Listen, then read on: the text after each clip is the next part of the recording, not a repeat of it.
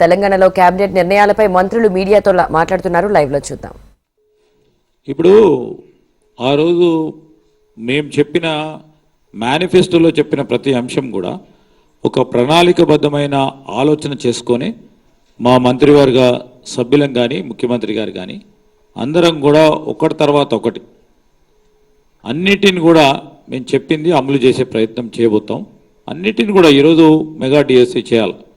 ఎన్ని టీచర్ పోస్టులు ఖాళీ ఉన్నాయి, ఎక్కడ ఏ విధంగా మరి నియామకాలు ఏ విధంగా జరగాలని ఒక పూర్తి స్థాయిలో మరి ఎడ్యుకేషన్ డిపార్ట్మెంట్కి సంబంధించి ప్రాసెస్ మొదలు చేపట్టాలని ముఖ్యమంత్రి గారు కూడా ఆదేశించడం జరిగింది.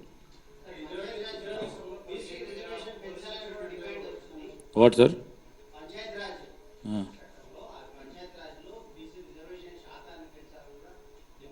ఇప్పుడు ప్రధానంగా మా రాహుల్ గాంధీ గారి ఆలోచన ఇంతకుముందే చెప్పారు శ్రీనివాస్ రెడ్డి గారు, కుల గణన చేయాలని ఓ ప్రధానమైన నిర్ణయం ఈరోజు మా రాష్ట్ర కేబినెట్లో నిర్ణయం తీసుకోవడం జరిగింది. ఇంత పెద్ద నిర్ణయం తీసుకున్న తర్వాత దానికి సంబంధించి రేపొద్దున సోషో ఎకనామిక్ పొలిటికల్ అన్ని రిపర్కేషన్స్ కూడా దాంట్లో ఆలోచన చేస్తే ఒక నిర్ణయం తీసుకోవటానికే ఈరోజు కుల గణన చేస్తూ ఉన్నాం. అవి విధి విధానాలన్నిటిని కూడా ఇప్పుడే నిర్ణయం తీసుకున్నాం కనుక ఇన్ ప్రిన్సిపల్ కేబినెట్ లో ఈరోజు దాన్ని అప్రూవ్ చేయడం జరిగింది.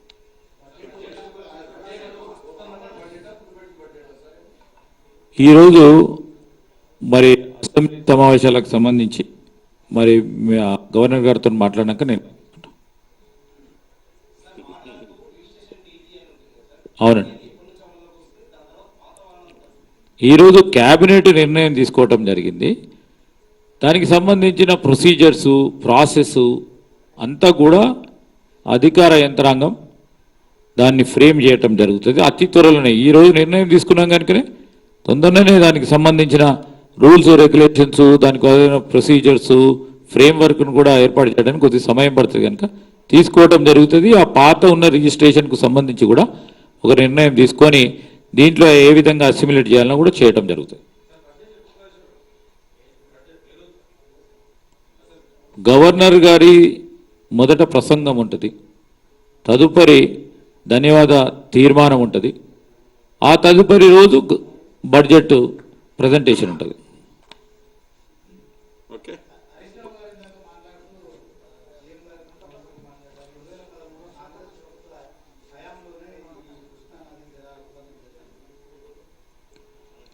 ఇప్పుడు తెలంగాణ రాష్ట్రం ఏర్పడ్డ తర్వాత ఈరోజు నీళ్లు నిధులు నియామకాల గురించి రాష్ట్ర ప్రజలందరూ కూడా ఆ రోజు ఈ తెలంగాణ రాష్ట్రానికి సంబంధించిన ప్రతి ఒక్కరు కూడా పోరాటం చేసిండ్రు. దానిలోనే కాంగ్రెస్ పార్టీకి సంబంధించిన మా కార్యకర్తలు నాయకులు అందరూ కూడా పోరాటం చేయటం జరిగింది.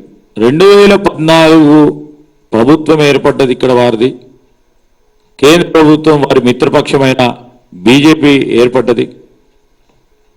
కృష్ణా నది జలాలు కానీ గోదావరి నది జలాలు కానీ ప్రత్యేకంగా కృష్ణా నది జలాలకు సంబంధించిన అంశం విషయంలో మనకు రావాల్సిన వాటా విషయంలో వారు ఏదైనా పోరాటం చేసి ట్రిబ్యునల్ పరంగా వారి వాదన వినిపించి తీసుకొచ్చే ప్రయత్నం జరిగిందా అని మేము వారిని ప్రశ్నిస్తా ఉన్నాం. ఇప్పుడు మా ప్రభుత్వం ఏర్పడ్డది మీరు చూస్తారు ఏ విధమైన ఆలోచన ఒక కార్యాచరణ తీసుకొని ముందుకు పోతాం. ఏదైతే హరీష్ రావు గారు అంటున్నారో తెలంగాణ రాష్ట్రాన్ని తెచ్చుకుంది అందుకు కదా. మనం తెలంగాణ రాష్ట్రాన్ని తెచ్చుకొని 10 సంవత్సరాల్లో మీరు ఏ వెలగబెట్టారో చెప్పాల్సింది పోయి అది మర్చిపోయి మళ్ళీ ఏది ముఖ్యమంత్రి గారు ఇదన్నారు అదన్నారు అని గ్లోబల్ ప్రచారం చేయటం తప్ప 2 పర్యాయాలు గ్లోబల్ ప్రచారం చేస్తూ కాలయాపన చేస్తూ తెలంగాణ ప్రజలను మభ్యపెట్టి తెలంగాణ రాష్ట్రానికి రావాల్సిన వాటాలు పక్క రాష్ట్రాలతో ఒప్పందాలు చేసుకొని ఆ ఒప్పందాలు లోపాయకారమైన ఒప్పందాలు చేసుకున్నది మీరు. మన ప్రభుత్వం వచ్చి 2 నెలలు కూడా పూర్తి కాకపోయా అప్పుడే గుడ్డగాల్చి మా మీద వేయాలని ప్రయత్నం చేయడానికి కనీసం ఉండాలి మీకు ఇంగిత జ్ఞానం. అది మర్చిపోయి ముఖ్యమంత్రి గారు మాట్లాడారు, మీరు దాన్ని గ్లోబల్ ప్రచారం చేస్తున్న దాన్ని ముఖ్యమంత్రి గారు ఫ్యాక్ట్స్ ఏంటో చూపించారు విత్ పేపర్తో. ఒప్పందం ఎప్పుడు జరిగింది, ఆ ఒప్పందానికి సూత్రధారులు పాత్రధారులు ఎవరు, కృష్ణా నీరు వదిలేసి గోదావరి నీరులో ఏదైతే 1,50,000 కోట్లు ఖర్చు పెట్టి ఎస్టిమేట్ చేసి సుమారు 1,10,000 కోట్లు ఖర్చు పెట్టి కాళేశ్వరం గట్టి నీళ్లు తెచ్చి కృష్ణా బేసిన్లో వేస్తానని చెప్పి 7 రైట్ని ఫోర్గోయి ఎవరు చేశారు? ఇది కాంగ్రెస్. 2013 అంటే అది ఉమ్మడి ఆంధ్రప్రదేశ్లో జరిగింది. అందుకే కదా మనం తెలంగాణ కోసం పోరాటం చేసి తెలంగాణ తెచ్చుకున్న తర్వాత కూడా ఆ స్టోరీ ఎందుకు ఇక్కడి నుంచి మొదలుపెట్టరు? అది 2014 నుంచి నువ్వు ఎలగబెట్టింది ఏదో చెప్పు. కాబట్టి ఎప్పుడు మా ముఖ్యమంత్రి గారు చెప్తుంటారు కదా, సేమ్ అదే గ్లోబల్ ప్రచారంతో కాలయాపన చేసి మళ్ళీ ఏదో రకంగా మాయమాటలు చెప్పాలా ప్రజలకు అనేది తప్ప చెప్పే దాంట్లో యథార్థము ఏమీ లేదన్నది నగ్న సత్యం. థ్యాంక్ యూ అన్న.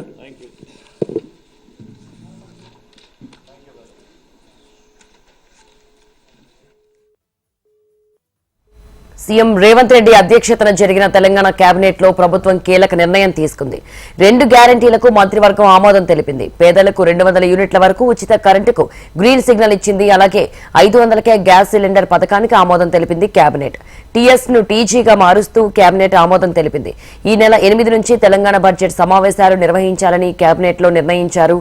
అలాగే జయ జయ హో తెలంగాణ పాటను రాష్ట్ర గేయంగా గుర్తిస్తూ మంత్రివర్గం ఆమోదం తెలిపింది.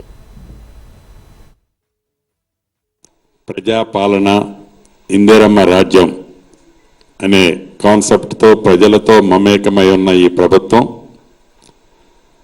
అభయహస్త కార్యక్రమాల ద్వారా 6 గ్యారంటీలు ఏదైతే ఎన్నికల్లో ప్రజలకు హామీ ఇచ్చిందో, ఈ ఇచ్చిన 6 గ్యారంటీల్లో ప్రభుత్వం వచ్చిన 36 గంటల్లోనే 2 గ్యారంటీలు అమలు చేశామన్న సంగతి మీకు తెలియంది కాదు. దాంట్లో నా ఆడబిడ్డలు ఆర్టీసీ బస్సులో ఉచితంగా ప్రయాణం చేసేది ఇప్పటికే సుమారుగా 14 కోట్లు జీరో టికెట్, 14,25,00,000 మంది నిన్నటి వరకు జీరో టికెట్ బస్తో ప్రయాణం చేశారన్నది మీకు మీ ద్వారా యావత్ తెలంగాణ ప్రజలకు తెలియజేయదలుచుకున్నాం. ఈ రెండిటితో పాటుగా మిగతా 4 గ్యారంటీల్లో క్షుణ్ణంగా డిబేట్ చేసి ఈ అసెంబ్లీ సాక్షిగా ఇంకా 2 గ్యారంటీల్ని ఏ ప్రజలైతే ఇందిరమ్మ రాజ్యం కావాలని కోరుకున్నారో, ఏ ప్రజలైతే కాంగ్రెస్ పార్టీ మీద పూర్తి విశ్వాసంతో తెలంగాణ రాష్ట్రంలో కాంగ్రెస్ పార్టీని అధికారంలో తీసుకొచ్చారో వారి నమ్మకాన్ని ఒమ్ము చెయ్యము అనే విధంగా ఏ ప్రతిపక్షాలైతే కాంగ్రెస్ పార్టీ మీద ఇందిరమ్మ రాజ్యం మీద హామీలైతే ఇచ్చారు వాటిని నెరవేర్చరు అని అవాక్కులు చవాక్కులు పేరుతున్నారో వారి నోటికి ప్లాస్టర్ వేసే విధంగా రేపు అసెంబ్లీ సాక్షిగా మరొక 2 గ్యారంటీల్ని తెలంగాణ ప్రజలకి అందించనున్నాం.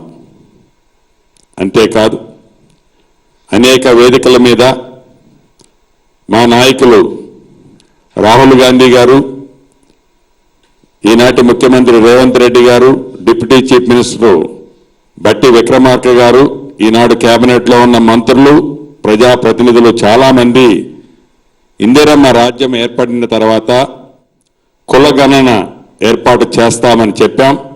ఈరోజు కేబినెట్లో దాన్ని కూడా ఆమోదించుకోవటం జరిగింది. అంతేకాదు తెలంగాణ రాష్ట్రం కావాలని